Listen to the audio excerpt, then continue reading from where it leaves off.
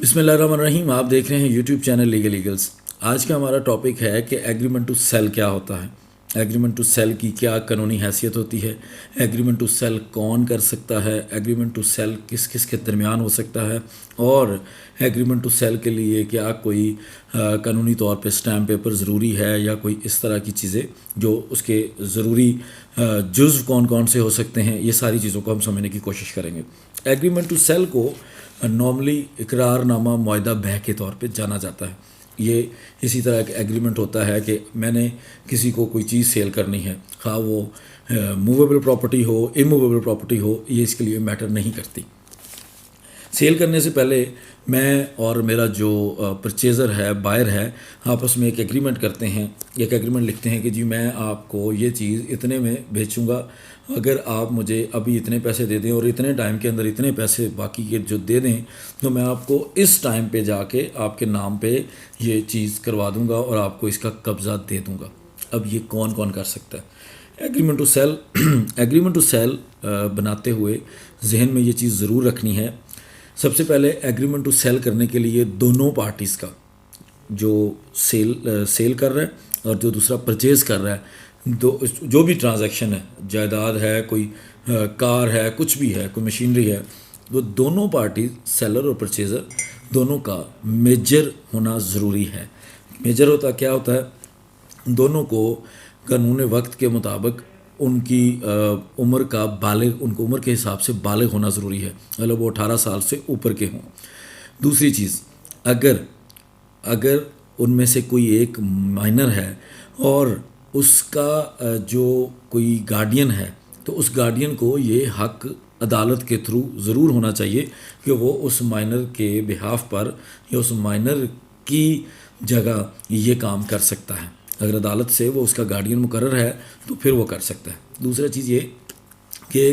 دونوں کا فاطر العقل نہ ہو, ان میں سے کوئی دونوں کا سین ہونا, ان کا ساؤنڈ مائنڈڈ ہونا, ان کا صحیح اپنے ہوش و حواس میں ہونا ضروری ہے. اس میں اگر کوئی ایک فریق پاگل ہے یا اس کو کوئی ذہنی مسئلہ ہے تو بھی یہ ایگریمنٹ ٹو سیل نہیں لکھا جا سکتا. اس کے بعد یہ ہے کہ دونوں پارٹیز میں جو سیلر ہے, سیلر ویلڈ سیلر ہونا چاہیے. وہ اس پراپرٹی, اس چیز, اس مشینری یا کوئی بھی چیز جو وہ سیل کرنے کے لیے وہ ایگریمنٹ ٹو سیل لکھ رہا ہے, اقرار نامہ معاہدہ بیع لکھ رہا ہے, اس کا وہ قانونی طور پر مالک ہونا چاہیے. اس کے پاس اس کے مالکانہ حقوق کے کاغذات ہونا چاہیے. اگر وہ کسی کا گارڈین ہے اور اصل مالک مائنر ہے تو اس کے پاس کورٹ کی طرف سے گارڈین کا ایک لیٹر ہونا چاہیے جس میں کورٹ کی طرف سے آرڈر ہو کہ یہ اس مائنر کا گارڈین مقرر کیا جاتا ہے, ادروائز وہ یہ دائر نہیں کر سکتا. اس کے بعد ان کے آپس میں اس معاہدے کے لیے کون کون سے جزو ہوں گے, کون کون سے امپورٹنٹ پوائنٹ ہوں گے جو لازمی ہونے چاہیے تو ہی ایگریمنٹ ٹو سیل ہوگا. وہ یہ ہیں, سب سے پہلے جو بندہ سیل کر رہا ہے وہ اس پراپرٹی کی ڈیٹیل لکھے گا کہ جی میں فلاں کار,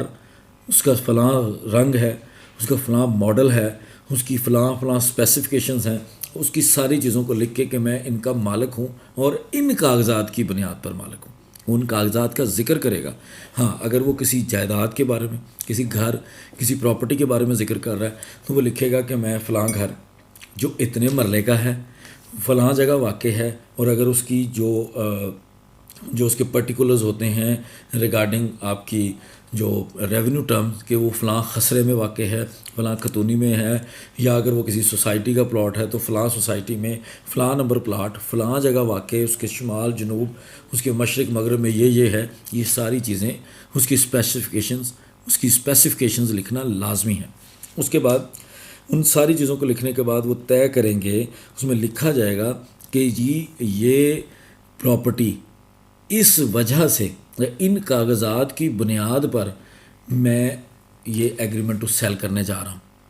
میرے پاس اگر کوئی پراپرٹی, کوئی جائیداد ہے, کوئی گھر ہے, تو جیسے سوسائٹیز میں کوئی پلاٹ ہوتا ہے تو اس کا ٹرانسفر لیٹر ہوتا ہے, پوزیشن لیٹر ہوتا ہے, یا کوئی اگر آپ کی کوئی ایگریکلچر لینڈ یا کوئی عام جگہ پر زمین ہے تو اس کی ایک رجسٹرڈ ڈیڈ ہوتی ہے, سیل ڈیڈ ہوتی ہے, یا اس کے پاس جو بھی ایک بیع نامہ جو اس کے پاس ثبوت ہو کہ میں ان چیزوں کی بنیاد پر, اس کے اندر سے ساری وہ ڈیٹیل اس کے اندر ایڈ کرنی ہے. اس کے بعد یہ کہ دونوں طے کریں گے کہ ہم کتنی اماؤنٹ میں،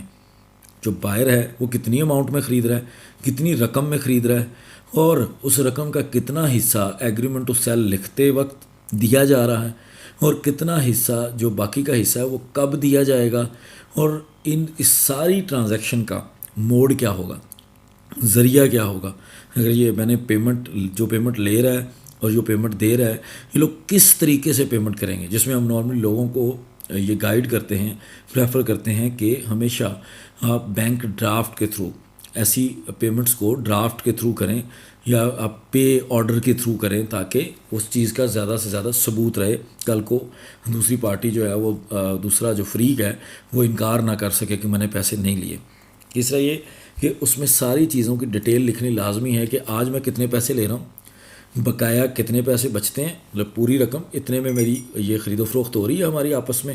اتنے میں ہم یہ کریں گے سودا، اور اس میں سے اتنی اماؤنٹ جو ہے وہ آج ہم لے رہے ہیں، بقایا اماؤنٹ فلاں ڈیٹ کو لیں گے، اور یہ ساری اماؤنٹ اس موڈ آف پیمنٹ سے لیں گے۔ اس کے بعد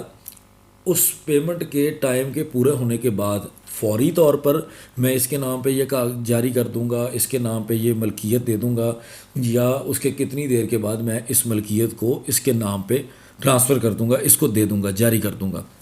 یہ ساری چیزیں آپ نے لکھنی ہیں۔ اب یہ ساری چیزیں ایک 1200 کے اسٹیمپ پیپر کے اوپر لکھیں گے، اور یہ آپ کا بن جائے گا ایگریمنٹ ٹو سیل۔ اب ایک بڑی کامن چیز ہے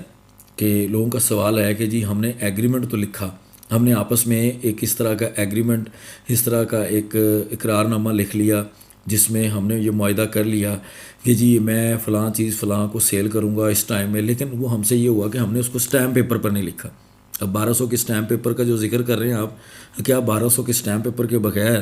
میرا وہ معاہدہ بیع جو ہے، وہ اقرار نامہ معاہدہ بیع، کیا وہ قانونی طور پر صحیح تصور ہوگا یا نہیں، یا اس کا اثر رہے گا یا نہیں؟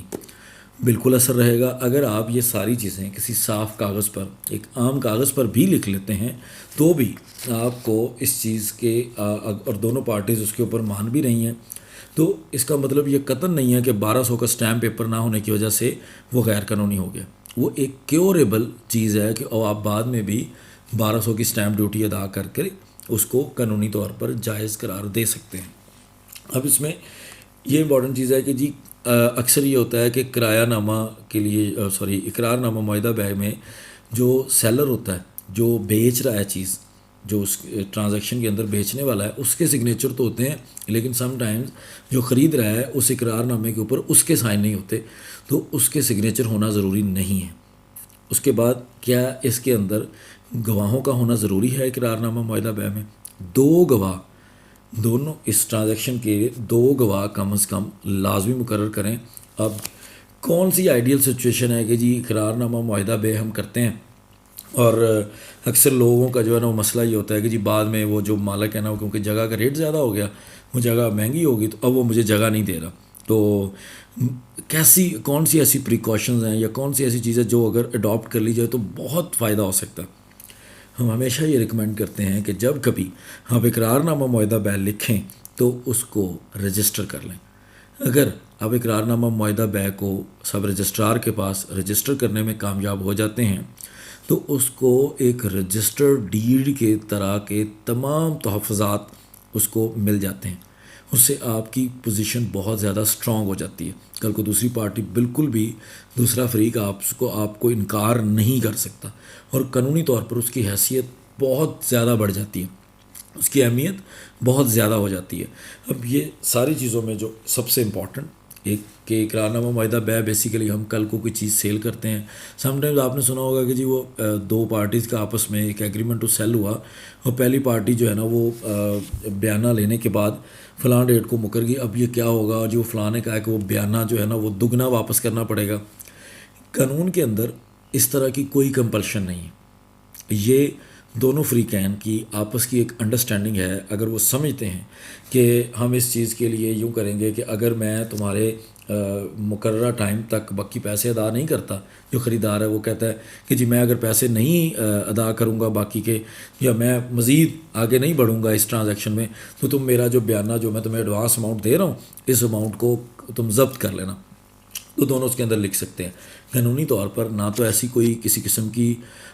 کمپلشن ہے، نہ ہی اس طرح کا کوئی ضرورت ہے، کسی قسم کا بھی کوئی مسئلہ نہیں ہے۔ یہ دونوں پارٹیز کی صرف آپس کی ایک انڈرسٹینڈنگ ہے کہ ہم یہ کرنا چاہتے ہیں جی، ہم اس طرح سے طے کر لیتے ہیں۔ یہ جو قانونی طور پہ ضروری چیزیں ہیں وہ ہے دونوں پارٹیز کا فریقین کا نام، ان کی ولدیت، ان کے شناختی کارڈ نمبر اور ان کا مکمل ایڈریس، ان کا پتہ۔ اس کے بعد پراپرٹی کی مکمل ڈیٹیل، اس کی ساری اسپیسیفکیشنز، کتنی پراپرٹی ہے، کہاں واقع ہے، کس کس جگہ ہے، کس طرح سے ہے، اس کی ساری، اور یا اگر کوئی چیز ہے، کوئی پروڈکٹ ہے، کار ہے، کوئی موٹر سائیکل ہے، تو اس کی پوری اسپیسیفکیشنز۔ اس کے بعد اس کے ڈاکومنٹس کا حوالہ، اور اس کے بعد یہ چیزیں ساری کو ان کے آپس میں جو ہے نا وہ جو انہوں نے طے کیا ہے کہ کتنے کی، اس کی مکمل رقم، جو مکمل جو اس کی اماؤنٹ بنتی ہے کہ کتنی اس کی ٹوٹل ویلیو ہوگی، اور کتنا ایڈوانس ہوگا اور کتنا باقی ہوگا، اور باقی کا کب ادا کرنا ہوگا، اور ادا کرنے کے بعد رجسٹر کیسے کرنا ہے۔ یہ چیزیں آپ کی امپورٹنٹ ہیں جو قانونی طور پر ضروری ہیں۔ باقی چیزوں کا کسی طرح سے بھی قانون کے اندر کوئی ذکر نہیں ہے۔ دونوں پارٹیز کی آپس کی ایک انڈرسٹینڈنگ ہے کہ وہ کس طرح سے اس کو مل جل کے کرنا چاہتے ہیں۔ شکریہ، اللہ حافظ۔